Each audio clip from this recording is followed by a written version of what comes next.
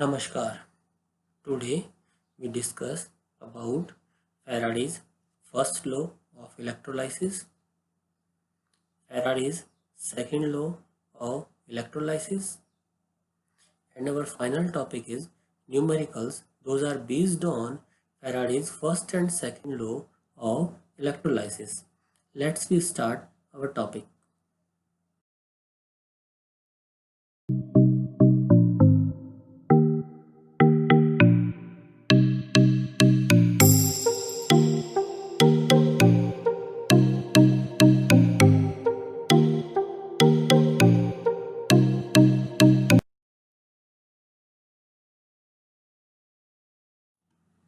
When we start to flow electric current through a electrolytic solution, then some amount of electrolyte is deposited or liberated at different electrodes.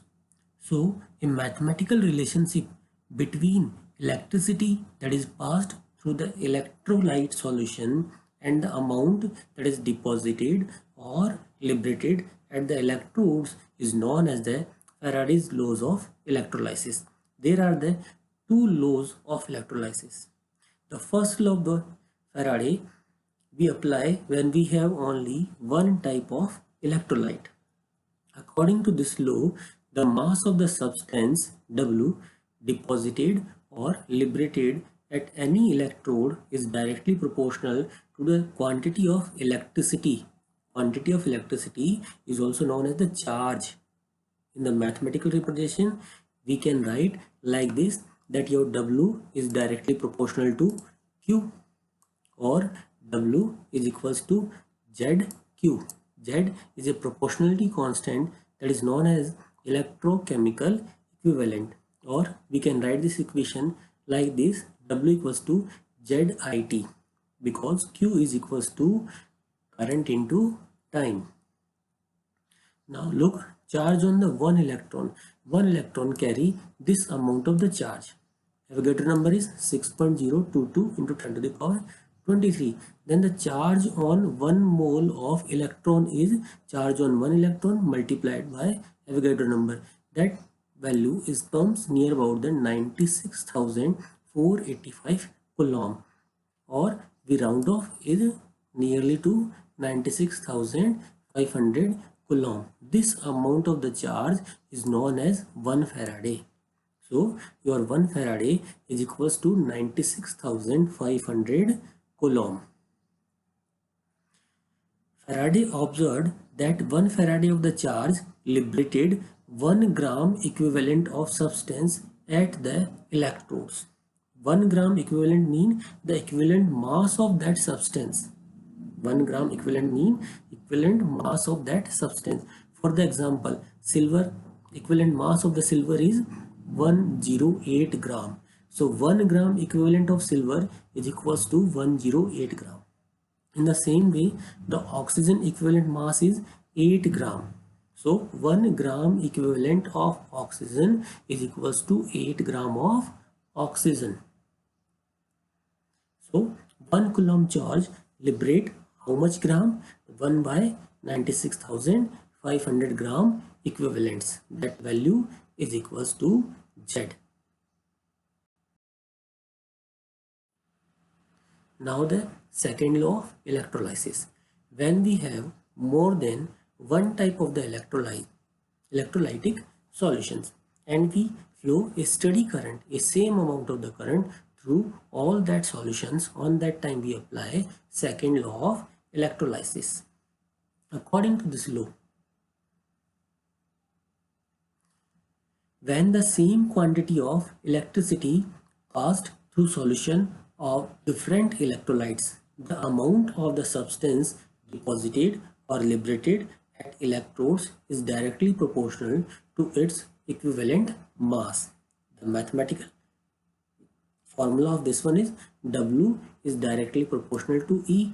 E stands here for equivalent mass, or W is equals to KE. K is a constant that is known as the proportionality constant.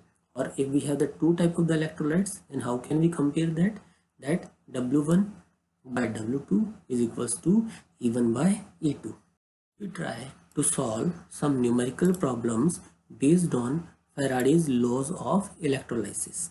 The first one numerical is, if a current of 0.5 ampere flows through a metallic wire for 2 hours, then how many electrons would flow through the wire? So current is 0.5 ampere, I is equals to 0.5 ampere. Time is equals to 2 hour. We change this 2 hour in seconds. So in the second manner, that is the 7200 seconds. Thus the Q equals to IT. We know that the Q equals to IT. By this formula, we apply the value of I and T. So the charge value is the 3600 coulomb is charge there. As we know, one electron carry how much charge? 1.6 into 10 to the power minus 19 coulomb. So 3600 coulomb charge is carried by how many electrons? 36 coulomb is divided by 1.6 into 10 to the power minus 19. So number of the electrons is 2.25 into 10 to the power 22.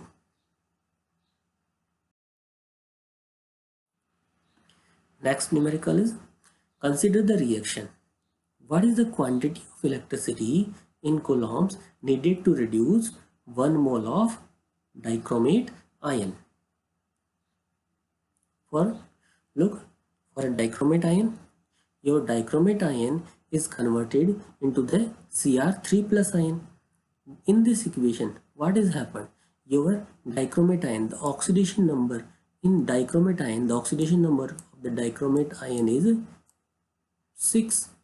When it is turns in Cr3 plus, on that time the oxidation number is 3. So the change in the oxidation number is 3. There is the change in the 3. So for the 1 chromium, there is the change is 3. Here we have the 2 chromium atoms. So the total change is 6. So charge is required for this transformation is 6 Faraday. So the requirement of the charge is 6 Faraday. In the 6 Faraday, we convert 6 Faraday in the coulomb. So 6 into 96,500 coulomb. So value is the 579,000 coulomb. Now the next numerical. How much charge is required for the following reductions? The first one is the 1 mole of Al3 plus 2 aluminium. So we look for this one. Al3 plus accepting 3 electron and converting in aluminium. 1 mole. Required charge is the 3 Faraday because 3 electrons are participating. So in the coulomb form, 3 into 96,500. So our answer is 289,500 coulomb. Now the next one is the for 1 mole of Cu2 plus 2 Cu. According to the equation, Cu2 plus accept 2 electron and convert in copper. So the required charge is 2 Faraday. Convert this to Faraday in coulomb. So the value is 193,000 coulomb. Next one is the 1 mole of permanganate ion to Mn plus 2 ion. When we write equation for this one, our permanganate ion is converting into M plus 2 ions. We require how many electrons for this one? We require 5 electrons for this transformation. So the required charge is 5 Faraday. In the coulomb form, 5 into 96,500, our value is 482,500 coulomb. So these are answers. Next numerical is, how much electricity in term of Faraday is required to produce 20 gram of calcium from molten calcium chloride. Now we see CaCl2 convert in Ca2 plus and 2 Cl minus, Ca plus 2 accept 2 electron and convert in Ca. So according to this equation, electricity required to produce 40 gram of calcium is 2 Faraday because the mass of calcium is the 40. So according to stoichiometry of this equation, the 40 gram require 2 Faraday. According to the numerical problem, we would like to form 20 gram of the calcium. For the 20 gram of the calcium, the required charge is only 1 Faraday. 2 into 20 divided by 40, that is equals to 1 Faraday. Now for the next numerical problem, 40 gram of aluminium from molten Al2O3. Al2O3 is converting in to Al3 plus and 3O2 minus. Al3 plus accept 3 electron and convert in aluminium. So the required charge is 3 Faraday. Atomic mass of aluminium is 27 gram. So 27 gram of aluminium is converted by 3 Faraday. So therefore charge is required for the 40 gram of the aluminium is 3 into 40 divided by 27. So value is of 4.44 Faraday. Now the next numerical, how much electricity is required in Coulomb for the oxidation of 1 mole of H2O to O2? According to the equation, 1 mole of H2 is converted in H2 plus half O2. Your O2 minus is converting in half O2 plus 2 electron. So the required charge is 2 Faraday because 2 electrons are there. 2 Faraday in term of the Coulomb, 2 into 96,500, that value is equals to 193,000 Coulomb. Now the next problem is the 1 mole of FeO to Fe2O3. Fe2 plus is converting in Fe3 plus by donating 1 electron. So the required amount is 1 Faraday, that value is the 96,500 Coulomb.